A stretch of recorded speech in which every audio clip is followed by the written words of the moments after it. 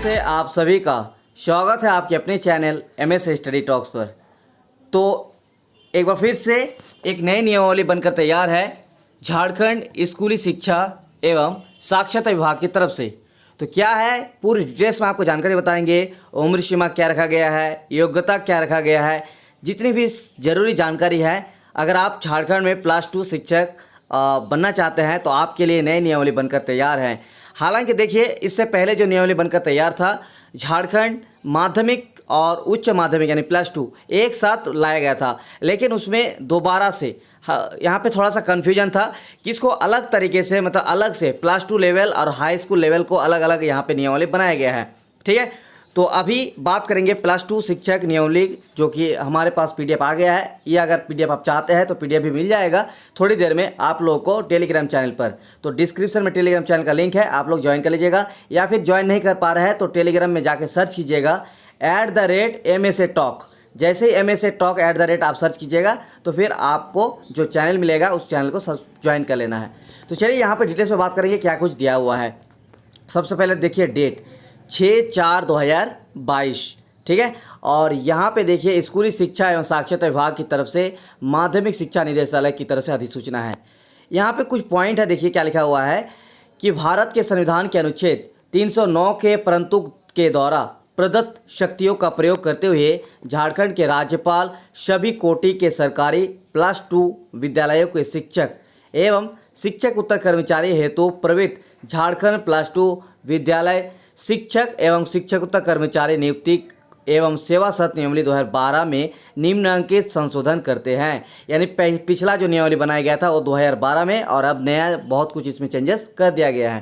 पहले इसका नाम देखिए, यह नियमावली झारखंड +2 विद्यालय शिक्षक एवं शिक्षक उत्तर कर्मचारी नियुक्ति एवं सेवा शर्त संशोधन नियमावली 2022 कहलाई जाएगी। दूसरा, इसका विस्तार संपूर्ण झारखंड राज्य में होगा, ये तो सभी को पता है। तीसरा है, यह अधिसूचना प्रकाशन की तिथि से प्रभावित होगी।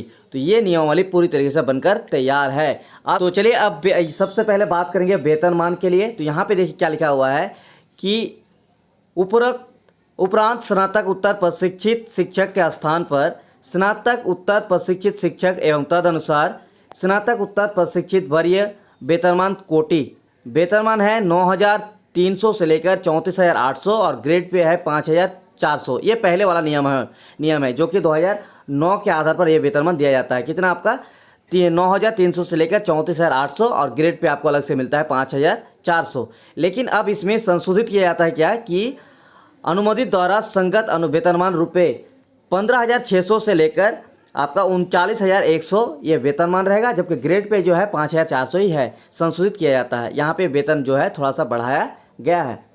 उसके बाद बात करेंगे और कुछ नियमावली। देखिए यहाँ पे बहुत ये पॉइंट समझना बहुत ज़रूरी है +2 शिक्षक अगर आप बनना चाहते हैं तो। यहाँ पे देखिए +2 विद्यालयों में इस नियमावली के नियम में उल्लेखित रिक्त पदों के आरक्षण प्रावधान के अनुरूप कोटिवार रिक्तियों की सूचना निदेशक माध्यमिक शिक्षक द्वारा झारखंड कर्मचारी चयन आयोग को भेज जाएगी। यानी जो भी सीट रहेंगे, खाली सीट रहेंगे, आरक्षण रिलेटेड जो भी चीज़, ये JCC को सौंपेगा कौन? माध्यमिक शिक्षा निदेशालय, ठीक है, यानी शिक्षा विभाग। उसके बाद देखिए, इस प्रकार चिन्हित रिक्तियों में से 25% पद सरकारी माध्यमिक विद्यालयों को निर्धारित अर्हता प्राप्त 3 वर्षों का अनुभव रखने वाले शिक्षकों द्वारा 75% पद सीधे नियुक्ति द्वारा भरे जाएंगे। यानी जो आपका टीचर बहाली होगा उसमें क्या है 25% रह जाएगा आपका हाई स्कूल टीचर के लिए, ठीक है, और बाकी 75% रहेंगे सीधी भर्ती, जो कि नए सिरे से जो टीचर बनना चाहता है +2 लेवल के लिए। उसके बाद और यहाँ पे देखिए एक और यहाँ पे नियम लिखा हुआ है कि अगर किसी तरह से वो अगर मतलब 25% अगर पूरा नहीं हो पाता है, ये भी नियम है, तो उसके बारे में बताएंगे। चलिए उसके बाद थोड़ा सा नीचे देखते हैं। चलिए यहाँ पे कुछ नियम चेंजेस किया गया है, वो समझ लेते हैं, जो कि योग्यता से रिलेटेड है। तो क्या क्या है योग्यता से रिलेटेड, चलिए एक एक करके जानकारी बताते हैं। पहले पॉइंट है देखिए कि किसी भी मान्यता प्राप्त विश्वविद्यालय से राज्य के सरकारी विद्यालयों में +2 स्तर पर पढ़ाए जाने वाले विषयों में से नियुक्ति के विषय में कम से कम 50% अंकों सहित स्नातक उत्तर यानी कि MSc MA, ठीक है, जो MCOM ये सब, तथा राष्ट्रीय अध्यापक शिक्षक परिषद यानी NCTE से मान्यता प्राप्त शिक्षण संस्थान से B.Ed स्नातक B.Ed होना अनिवार्य है। यानी आपका B.Ed होना यहाँ पे कंपलसरी है, ये तो सभी को पता है टीचर बनने के लिए अभी। उसके बाद देखिए 2002 को अधिसूचित राष्ट्रीय अध्यापक शिक्षा परिषद, यहाँ उतना हम लोग शॉर्ट में समझाएंगे इसको। देखिए यहाँ पे लिखा है कि 2007 को अधिसूचित राष्ट्रीय अध्यापक शिक्षा परिषद विनियम 2007 के अनुसार किसी मान्यता प्राप्त विश्वविद्यालय से राज्य के सरकारी विद्यालयों में +2 स्तर पर पढ़ाए जाने वाले विषयों में से नियुक्ति के विषय में स्नातक उत्तर में कम से कम 45% अंकों सहित स्नातक उत्तर तथा राष्ट्रीय अध्यापक शिक्षा परिषद मान्यता प्राप्त संस्थान से शिक्षा में स्नातक, यानी 2007 वाला जो नियम है उसके अकॉर्डिंग। बाकी आप लोग को पीडीएफ मिल जाएगा, आप लोग और इसको बढ़िया से, और आपका अगर डाउट रहेगा तो जरूर लिखिएगा, हम डाउट क्लियर करने की कोशिश करेंगे। अगला है क्या है योग्यता, देखिए किसी मान्यता प्राप्त विश्वविद्यालय से राज्य के सरकारी विद्यालयों में +2 स्तर पर पढ़ाए जाने वाले विषयों में से नियुक्ति के विषय में कम से कम 50% अंकों सहित स्नातक उत्तर तथा राष्ट्रीय अध्यापक शिक्षा परिषद से मान्यता प्राप्त संस्थान से BA.Ed और BSc B.Ed, यानी कि वही जो आपका BSc ग्रेजुएशन के साथ B.Ed होती है। अगला है कि किसी मान्यता प्राप्त विश्वविद्यालय से राज्य के सरकारी विद्यालयों में +2 स्तर पर पढ़ाए जाने वाले विषयों में से नियुक्ति के विषय में न्यूनतम 55% अंकों अथवा समकक्ष ग्रेड के साथ स्नातक उत्तर तथा 3 वर्षीय एकीकृत B.Ed या M.Ed जरूरी है। ठीक है, ये रहा योग्यता से रिलेटेड। इसके अतिरिक्त सबसे इम्पॉर्टेंट जो है वो है मैट्रिक इंटर। देखिए वो नियम है कि नहीं, यहाँ से ये पॉइंट को समझने की ज़रूरत है कि राज्य सरकार द्वारा नियुक्ति हेतु प्रकाशित विज्ञापन में अनुसूचित जाति, अनुसूचित जनजाति एवं सभी कोटि के निःशक्त आरक्षण कोटि वाले आवेदकों के मामले में उपयुक्त निर्धारित शैक्षणिक योग्यता के अंकों में अधिकतम 5% अंकों की छूट दी जाएगी। यहाँ पे देखिए उक्त अनिवार्य शैक्षणिक एवं प्रशैक्षणिक योग्यता के अतिरिक्त अभ्यर्थियों को मैट्रिक एवं इंटरमीडिएट यानी 10+2 कक्षा झारखंड राज्य में अवस्थित मान्यता प्राप्त शैक्षणिक संस्थान से उत्तीर्ण होना अनिवार्य होगा तथा अभ्यर्थियों को स्थानीय रीति रिवाज तथा भाषा परिवेश का ज्ञान होना भी अनिवार्य होगा। देखिए यहाँ पे भी इस नियम को लागू किया गया है, लेकिन अगर आप आरक्षण कैटेगरी के अंतर्गत है तो इसमें आपको शिथिल रहेगा नियम आपके लिए। तो ये रहा नया नियम। और उसके बाद और क्या है इम्पोर्टेंट यहाँ पे देखिए, और चलिए और थोड़ा सा यहाँ पे देख लेते हैं एक इम्पॉर्टेंट पॉइंट। यहाँ पे देखिए प्रतिस्थापित किया जाता है, ठीक है, और किसी भी मान्यता प्राप्त विश्वविद्यालय से सरकारी विद्यालयों में +2 पर पढ़ाए जाने वाले विषयों में से नियुक्ति विषय में कम से कम 50, वही जो आपको अभी बताया। इसमें थोड़ा बहुत कुछ अगर चेंजेस होगा तो आप लोग पढ़ लीजिएगा, लेकिन मेरे ख्याल से ज़्यादा कुछ चेंजेस है नहीं, ठीक है। और इसमें देखिए विलोपित जो किया गया है वो देखिए विलोपित क्या क्या किया गया है कि यहाँ पे एज कैटेगरी जो है वो देखने की ज़रूरत है। देखिए अनारक्षित आर्थिक रूप से कमज़ोर वर्ग के लिए यहाँ पे मैक्सिमम 50 एज रहेगा, और पिछड़ा एवं अत्यंत पिछड़ा के लिए 52 रहेगा अधिकतम उम्र सीमा। जबकि महिला अगर आप किसी भी कैटेगरी का है तो आपको 53 दिया जाएगा। अनुसूचित जाति अनुसूचित जनजाति पुरुष महिला दोनों के लिए 55%, और आर्थिक रूप से कमज़ोर EWS और महिला दोनों के लिए 53 वर्ष, ठीक है, 53। और विकलांगों के लिए यहाँ पे देखिए सभी में 55 वर्ष किया गया है, आप किसी भी कैटेगरी के अंतर्गत हो तो, ठीक।